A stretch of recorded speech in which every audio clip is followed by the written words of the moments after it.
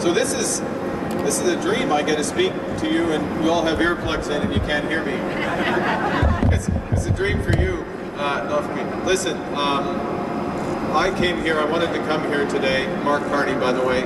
I wanted to come here today because this is such an exceptional company, and it's an exceptional company because of you, because of the workers and the relationship that Dofasco ArcelorMittal has always had with its workers. I first came to this site, obviously not to this line, because this represents hundreds of millions of dollars of investment and ingenuity.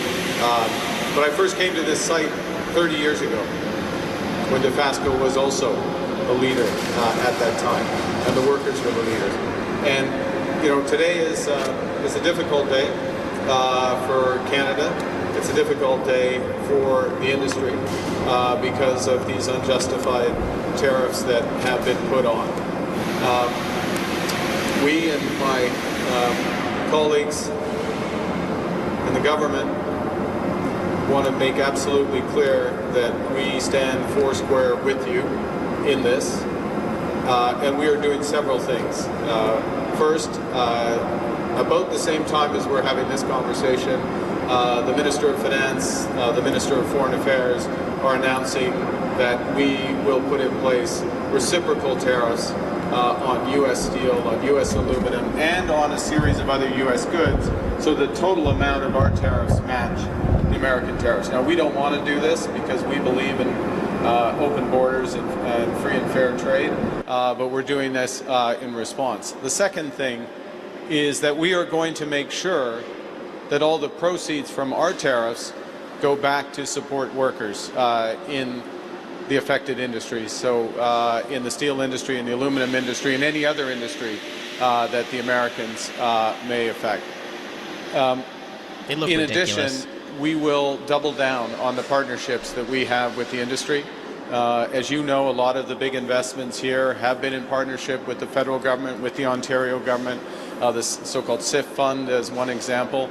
We are proud of what you have accomplished. It's a remarkably competitive company. It's a world leader who's going to be here for another 30 years, another 30 years after that, another 30 years after that. And I know there's multi-generations of workers here, and your children and your children's children will have opportunities to work at Dofasco and ArcelorMittal. Let me just say one other point, or make a couple other points with respect to the United States and the relationship there. I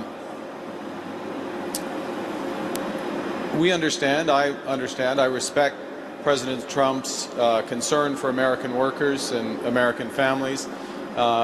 We respect his concern about fentanyl. It's an issue for us here in Canada as well, and that's why the Canadian government moved very quickly with a comprehensive response that has had a huge impact in terms of controlling that issue and getting on top of that issue much better.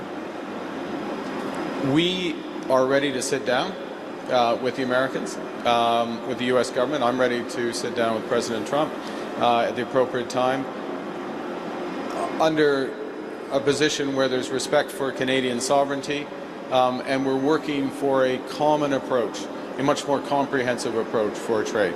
We're all going to be better off. Workers here in Canada, which is our concern, workers in America, which is his concern.